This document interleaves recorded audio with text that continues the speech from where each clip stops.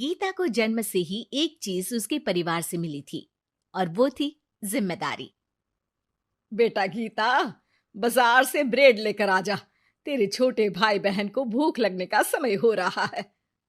जी माँ, अभी लेकर आती हूँ। और तुझे बोला था ना कि नौकरी ढूंढ ले। पापा की नौकरी से अब घर चलाना बहुत मुश्किल हो रहा है। तेरे और भी 3 भाई बहन है बेटा। माँ, मैं गई तो थी एक फैक्ट्री में, लेकिन उन लोगों ने कहा कि मेरी उम्र कम है।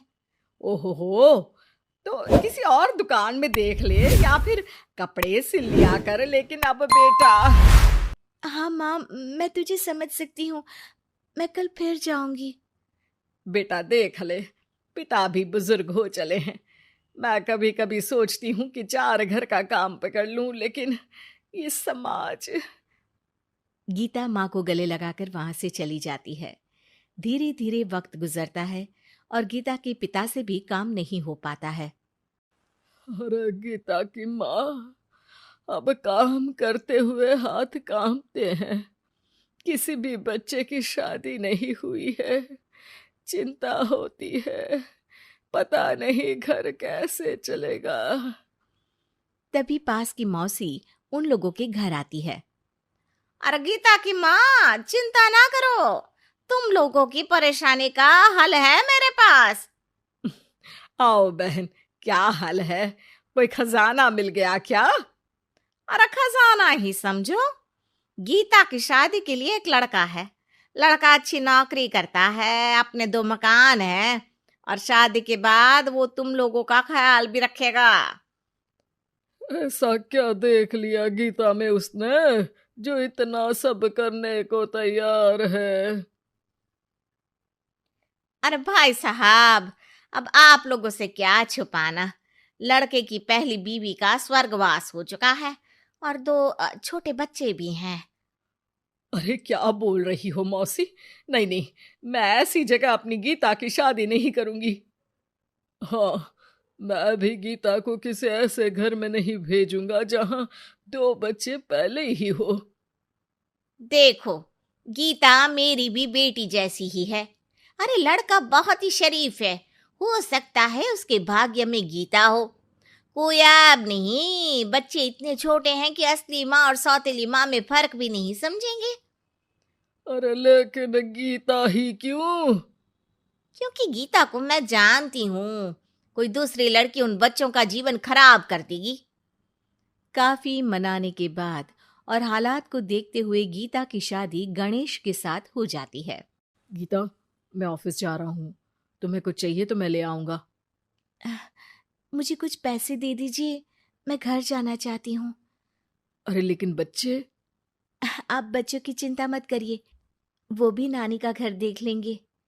गणेश को गीता की बात अच्छी लगती है। वो उसे पैसे देकर ऑफिस चला जाता है। गीता दोनों बच्चों को लेकर माँ के पास जाती है। अरे मेरे नाती और नातिन, कितने प्यारे बच्चे हैं गीता। हाँ माँ, ये तो दोनों बच्चे मेरे ही हैं। चलो जाओ, अपने मामा और मौसी के साथ खेलो। फिर क्या था, गणेश के बच्चों को ननिहाल और गीता को अपने घर को पालने के लिए गणेश का सहारा मिल जाता है। माँ, ये पैसे ले ले, इनसे तू घर की टूटी छत बनवा लेना और राशन डाल लेना। और हाँ, मैं ना ये कपड़े भाई बहनों के लिए लाई हूँ। धीरे धीरे गीता का घर भी संवरने लगता है। वो अपने ससुराल में भी अच्छे से रहती है और फिर गीता को एक बेटा होता है। गीता, तुम चाहो तो अपनी माँ को यहाँ मदद के लिए बुला सकती हो। फिर क्या था, गीता की माँ बेटी के घर आ जाती है। लेकिन अब उसकी माँ गीता के बेटे और गणेश की पहली बीवी के बेटे से भेदभाव करने लगती है। अरे, सारा दूध तू ही पी जाएगा। चल, छोटे भाई को दे गिलास। लेकिन नानी, ये तो मेरा दूध है, वो अपना ग्लास खत्म कर चुका है। अरे चुप, बिल्कुल चुप। बड़ा आया मेरा गिलास वाला। तभी वहां गीता आ जाती है। माँ, ये क्या बोल रही है, वो छोटा है और बहुत दूध है किचन में। अरे बहुत है तो क्या सारा इस सांप को पिला देगी? अपने बेटे का ख्याल रख। कल को तेरे 2 घर में से एक का हक मांगेगा तो क्या करेगी?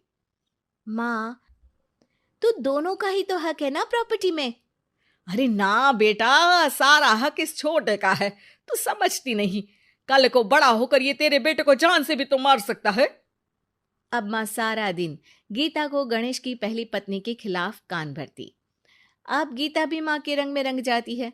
एक दिन, सुनिए ना, हम लोगों के 2 घर हैं, एक घर क्यों ना मेरे बड़े भाई को दे दे, उसकी शादी हो गई है। और फिर हमारे तो दोनों बच्चे छोटे हैं, बड़े होंगे तब तक तो वो घर हमारे काम का नहीं है ना जी।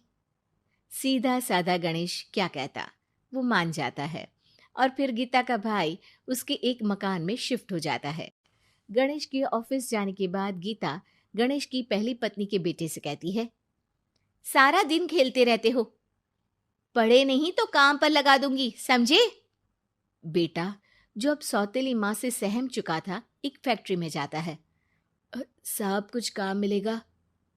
बेटा, मुझे एक ऑफिस बॉय की जरूरत है, लेकिन तुम तो अच्छे घर के लगते हो।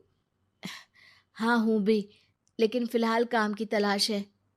बेटा एक फैक्ट्री में चपरासी बन जाता है और एक दिन दुखी गणेश का स्वर्गवास हो जाता है। अब तो तेरे पापा भी नहीं रहे, चल निकल इस घर से। अरे क्या बोल रही है बहन, इस घर में इसका कानूनी अधिकार है, कहीं कोर्ट कचहरी का चक्कर लगा तो तू इस घर की भी नहीं रहेगी। अरे तो अब क्या करूं? बस तू अब इसकी शादी कर, इसकी बीवी को खूब सताना कि ये खुद ही बीवी को लेकर घर छोड़ दे। गीता को भाई की बात जंच जाती है, लेकिन कहते हैं ना कि पाप का घड़ा तो भरता ही है। बेटे की शादी के बाद उसकी बीवी सास से भी 4 कदम आगे निकलती है। ए, क्या सारा दिन सोती रहती है, कोई काम नहीं है क्या? चल निकल इस घर से और अपने पति को भी लेती जा। हाँ हाँ तो चली जाती हूँ, वैसे भी ससुर जी के 2 मकान हैं, तो एक तो हमारा ही है, बस अब तो आप हमें अलग ही कर दो। आय हाय, कल की आई छोकरी, मकान दे दूं? अरे वो तो मेरे भाई ने तेरे ससुर से खरीदा था पूरे नकद पैसों में। अच्छा, तो कागज दिखा दो और जो मकान बिकने में पैसा आया उसमें हिस्सा दो, तभी घर खाली करूंगी।